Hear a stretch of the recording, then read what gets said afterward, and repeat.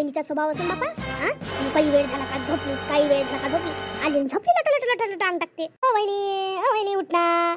माईच्या माणसाले आलुगुंडे खा जाय ना. खर ना वहिनी. काय म्हणता हो ताई, आताच टांग टाकलं होता हे मी जमत्याम. जरासा डोळा लागला तर तुम्ही आवाज दिला. माझ्या घरच्यासाठी चांगले म्हटलं आलुगुंडे बनवा तुम्ही. हो बनवतो ना. सांगतो वहिनी, त्याला याची चटणी आवडते चांगली, चिंचीची, ते बनवा. जराशा लवकर बनवा. यायचं लय मन आहे खाले. लवकर करा मग. ती काम करू मी बापा. मिनिट जीवाले चैन ने भेटत. उली सांग टाकलो तर लागली मांग कट करत राहते. आताच म्हटलं साफसूफ केलं सगळं, बोटा गिट्टा, दिवसभराचं काम पुरलं. फक्त थोडंसं 2 मिनिट डोळ्याने लावला तर लागली माया मांग. त्याचं मन गेलं आता आलुगुंडे खाण्यात. काही खायचा टाइमच नाही आहे बापा. कधी रात्रीचं चिप्सच खाले मन करते यायचं नंदईचं. आणि कधी सकाळीच उठून काही 7 वाजता खायचं सुटलं.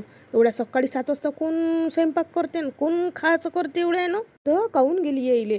सुनबाई काय बनवून राहिली सुनबाई तू? फक्त बनलाव. आणि आता काय बनवून राहिली तू? दादासाठी मी चटणी बनवून राहिली चिंचेची, आणि आलुगुंडे बनवून राहिली त्याच्यासाठी. असं बनव मग काय तुले तंग करण्यात आता अर्थ आहे. चल मग मी जातो मग. आई तुम्ही किचन मध्ये कायसाठी आल्या होत्या आई? बाई मी आली होती तुले चहा करून मागासाठी. तर तूच तर एवढ्या कामात आहे. तुला आता काय मागू मी कर तू ते काम. तुम्ही तुमच्या खोलीत बसा, मी तुमच्यासाठी चहा बनवतो. नाहीतरी दादासाठी आलुगुंड्यासोबत चटणी बनवावं लागते, मग त्याच्यानंतर चहाही द्यावं लागते त्याइले. मग चहाही बनवून घेतो आणि तुम्हालाही देऊन देतो. बसा तुम्ही तिथं. ठीक आहे सुनबाई. त्या वहिनीचं म्हणत होतं काय आलुगुंडे करायला. आलुगुंडेले तर काही सवय नव्हती ना तुम्ही मा वहिनीले. कशी आहे तर कायच्यात मन नसलं तर कसं होणार आहे ते. असलं तर चांगलं होतच नाही. करायला केले असं आलुगुंडे. तिले बिनकामाचं व्हाया घालणं समजते फक्त. माय बाबा मा भाऊ कमा होते आणि इले काय चोट आहे का काही. चोट असाले आणि बरबादी लावली ना सरी आमच्या घराची. जर काही म्हटलं तर तोंड फुगून बसा. अधिक मी तिले जर आलुगुंडे कधी करायला लावले तर करणार नाही. ते राहू दे रिया, काही टेन्शन घेऊ नको. जाऊ दे, झालं ते झालं. मी काय म्हणतो, आज तू दुपारी माझ्यासाठी चांगलं म्हटलं मॅगी बनवजो आणि नूडल्स बनवजो चांगले. रिया तुला आता सांगून ठेवतो, आज रात्री का नाही मस्त माझ्या आवडीची सिरीज लागणार आहे. आज तू आली ते सिरियल गेलेलं राहणार नाही, माझी सिरीजच चालणार आहे. नाही तुझ्यावाल्या भाषण भाषेसाठी म्हटलं कार्टून नाही राहणार आहे. म्हटलं आज माझीच वेब सिरीज राहणार आहे. आज कशा बोलून राहिले हो तुम्ही? तुम्हाला कोण मनाई करणार आहे? तुम्हाला वाटन ते सिरीज पहा तुम्ही. तुमच्या मनात कोणी येऊन बंद करणार? एवढी कोणाची मजा आहे घरात? कोणाची आहे का तुम्ही सांगा बरं. तुमचंच तर घर आहे. असं काऊन बोलता? हे गोष्ट खरी आहे तुझी. या मला कधी असं वाटलं का या घराचा मालक मीच आहे. शेवटी ह्या घराचा मी जवाई व्हायचोय ना. राहण्याची मजाच वेगळी आहे. पण रिया आज तर आपलं दुपारचं पक्कच आहे. म्हटलं तू माझ्यासाठी मस्त पैकी मॅगी बनवजो आणि नूडल्स बनवजो, हे पक्का आहे. आणि आता काय म्हणतो मी तुले अधिक माझ्यासाठी म्हटलं जरासा वहिनीला चहा बनवायला आणि चहा घेऊन ये. कसा काही जवळ भेटला मले. एवढे दिवस झाले राहून राहिले. जागेहून हटाचं काम नाही आहे. अधिकही गावले जात नाही. माणूस 1-2 दिवस राहिला तर चांगलं वाटत असते. पण आज ह्या माणसाला 12वा दिवस उगवला तरी माणूस जाऊन नाही राहिला. म्हणूनच यायची आहे बाबा आपल्याला बेकार समजते. बरोबर आहे ना त्याचं. नोकरी सोडून इथं येऊन बसले. वाटा नाही का त्याईले. गुरु बापा मी हे असं नातं आहे त्याच्यात काही बोलू शकत नाही मी. ती पहिली पोरगी अशी आहे माईवाली. तिचं नावही घेऊन नाही राहिली. येतं वर्ष झाली हिच्या लग्नाले. पण सासरे 10 दिवस चांगली नाही राहिली. सासू मायापासून रागवली आहे. हे अशी वागते ना तर काय तिच्या सासूच्या मनात बेकार नाही तर काय. त्याईले असं वाटत असं ना म्या काय संस्कार दिले म्हणून इले. जवाई असं आहे का यायले फक्त आयुष्य आराम करायला पाहिजे. बापाची मुलीशी काळजी नाही ना. पण तिने सांगाले लवकर करायला कसं आहे मग करायला वेळ होईल ना त्याईले. नूडल्स बनवाले अधिक मॅगी बनवाले. शेवटी मी हा घरचा जाऊई म्हटलं. वहिनीला माहीत असलं पाहिजे हे पहिले हर एक गोष्ट म्हटलं टाइमच्या अगोदर भेटली पाहिजे. हे वहिनीला माहीतच असलं पाहिजे. कशी गोष्ट करता तुम्ही बोलता तुम्ही. बोलून येतो मी वहिनी सोबत सांगून देतो. आणि तुम्ही म्हटलं ते वेळेवरच भेटन म्हटलं तुम्हाला. सकाळपासून मी तुला किती फोन करून राहिली. एकही फोन उचलला नाही काही नाही. काऊन एवढी कुठं होती हो तू? कायच्यात मग नसतं बाबा तू. आणि कोणतं काम करत असते एवढे? आई नंदई आणि ननद आली माईवाली. त्याच करता सरत नाही. हे करा. तुला तर माहीतच आहे आले का किती दिवस जात नाही. इथंच ठिया मांडून बसते. तर माहीतच आहे घरी कमी जास्त इथं राहिना असते. आणि त्याचं सरते काय एकावर एक फरमाईशा लय असते. नंदायाच्या मायावाल्या फरमाईशा. त्यानं सगळ्यात पहिले मस्तपैकी चटणी बनवायला लावली याची चिंचेची. आणि त्याच्यासोबत चांगले आलुगुंडे आणि तेच करता करता घाण झालं आणि त्याच्यानंतर सगळं साफसूफ करणं आणि निघणं होते काही. मग त्याचा चहा मांडा लागला आणि त्याचे भांडे निघाले ते घासा लागले. एक ना एक ना चालू राहते. आता मी विचार करून राहिली 5-10 मिनिट मस्त अंग टाकावं बा. वहिनी पा येईल दुसरे कामच नाही आहे, दिवसभर मोबाईलवर असते. मी थोड्या वेळानं बोलतो. काय झालं ताई, काही काम आहे काय? रात्रीचं खासाठी काय बनवणार आहे तुम्ही? तुम्हाला तर माहित आहे आपल्या घरी रात्री सारे जण फोडणीचं वरण खाते म्हणून. तुमच्या घरच्यासाठी जे बनवता ते बनवा, हा डेली वाल्यासाठी. पण माझ्या घरच्या वाल्यासाठी चांगल्यापैकी तुम्ही नूडल्स बनवा आणि मॅगी बनवा. मी ह्या सगळ्या गोष्टी किती दिवस बनवू ताई सांगा बरं तुम्ही? ते तर माहित आहे ताई, ह्या जर गोष्टी रोज खाल्ल्या त्यानं तब्येत बिघडते म्हणून. दादाले तर आता 8-12 दिवस होऊन राहिले हेच हे खाऊ. मी हे सगळं बनवून थकली का मी बनवू शकत नाही बापा. आपल्या जीवनात रोज डाळ भाजी त्याच्यानंतर भात पोळी हे खाणं लय महत्वाचं आहे ना. तुम्हाला माहित आहे ना, जवळ म्हणजे देव असते म्हणून. सासरी देव असते ते.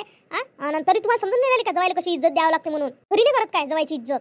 घरी होत असते जवायची इज्जत. सांगून दे तुम्ही, याच्यासाठी रात्रीचं तुम्हाला नूडल्स बनवाच लागन आणि मॅगी बनवाच लागन. काम करा वहिनी, आतापासून तयारी लागा लवकर. आतापासून तुम्ही भाजी कापणं सुरू करून द्या आणि टाईमवर हे सगळं झालं पाहिजे. हे लक्षात ठेवा तुम्ही.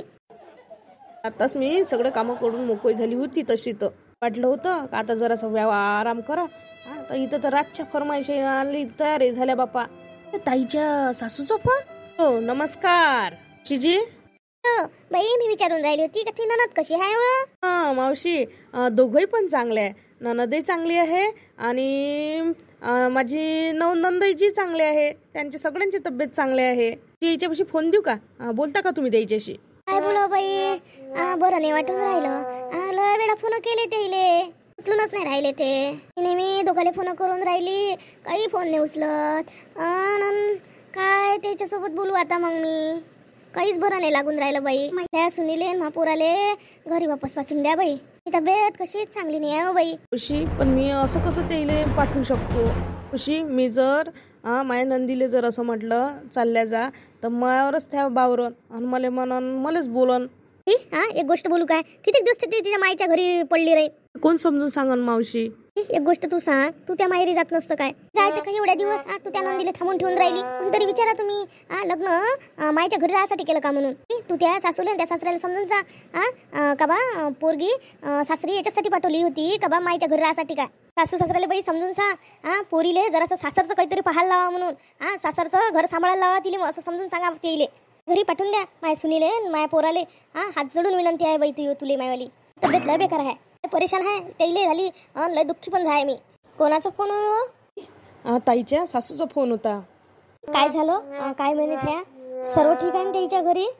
त्या म्हणत होत्या का त्याची लय बेकार तब्येत आहे आणि त्याच्या पोराले आणि सुनीले लवकर घरी पाठवून दे. मी ताईले जर काही म्हटलं तर त्या मायावर भडकन आणि मलाच बोलन. म्हणा ताईले काय म्हणायचं आहे तर. हो सुन बाई, मीच बोलतो तिच्यासोबत. काय आहे तर कोण सांगितलं माझा तब्येत चांगली आहे म्हणून? बोललं तुला काही तिची तब्येत बेकार नाही आहे. हाय सुदी नाटकं करते. ठीकठाक आहे तिची तब्येत, काही नाही झालं माझा सासू बिसुले. हे कोणीच त्याची गोष्ट करून नाही राहिलं. पण त्या सासूचा फोन आलता त्या वहिनीच्या फोनवर. तर त्या सांगते तिले बोलली का त्याच्यासोबत फोनवर. विचार ना त्याला फोन करून, या जराशी तू घरी जाय. घरी जाऊन त्या सासूची जराशी काळजी घे. दिवस झाले रिया तुला इथं राहू. जराशी सासरी जाय आणि त्याची काळजी घे उलीशी. एक गोष्टीचा विचार कर. त्याला एकच पोरगा आहे आणि ते म्हटलं तू इथे येतं ते त्यासोबत इथे येते. जास्तीत जास्त इथंच राहता. विचार करून पाय त्याला किती बेकार वाटत असन बाई. एक गोष्ट आहे, हे तर तुझ्या माहेरच होय, तुला तर कर्मच कर्म. पण जवायचं हे सासर होय. त्याला त्याच्या मायबापाची असली पाहिजे ना. त्याने त्याच्या मायबापाची देखरेख करायला नाही पाहिजे काय? तू सासू असून माया नवऱ्याला अशी बोलून राहिली. वहिनी बोलून मा नवऱ्याले अशी तू अशी बोलून राहिली तर मला त्या इकडून हे अपेक्षा नव्हती. एवढा त्रास होऊन राहिला आमच्या दोघांच्या इकडून. चाललो आम्ही उद्या तयारी करून आम्ही चाललो जाईन. तुले लयच लवकर राग येते बाई. तू लयच लवकर राग भरत आणि फुकतोय लवकरच. जराशी त्या रागाला कंट्रोलमध्ये ठेव. तुला असं म्हणायचं नव्हतं बाई. राग बरा नाही आहे बरं. सांगून ठेवतो. त्या सापसाप म्हटलं मले का बा त्या सासरी चालली जाय म्हणून. काय अर्थ मी लावू मग सांग बरं तू? त्या सासू सासऱ्याचा सावळासाठी माझा जन्म घेतला काय? त्या लग्न तुम्ही सावळासाठी करून दिलं काय? आता तुझे सासू सासरे म्हातारे झाले म्हटलं, कर्तव्य बनते त्याची सेवा करणं. चालून आम्ही म्हातारं होईन. आमची सेवा करणं त्या भावाची त्या भावजाईची कर्तव्यच आहे ना. तू सगळं मला समजलं. तू मला हाकलून त्यासाठी करू राहिली ना अशी. त्याच मनावर घेऊन चालली जातो. पोरीले कधी अक्कलीन काय माहित.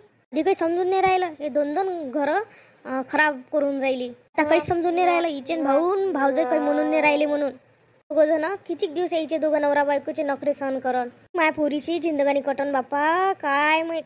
तर ना माय बापाची फिकर आहे ना कामधंद्याची फिकर आहे. घरदार नोकरी सोडून इथे येऊन बसले. काय माहित कधी समजन तर माई पोरगी. कर मंडळी, आजचा जर तुम्हाला व्हिडिओ आवडला असेल तर लाईक करा, शेअर करा आणि सबस्क्राईब करा. याचाच तुम्हाला भाग 2 बघायचा असेल तर लगेच सबस्क्राईबचे बटन दाबा. धन्यवाद.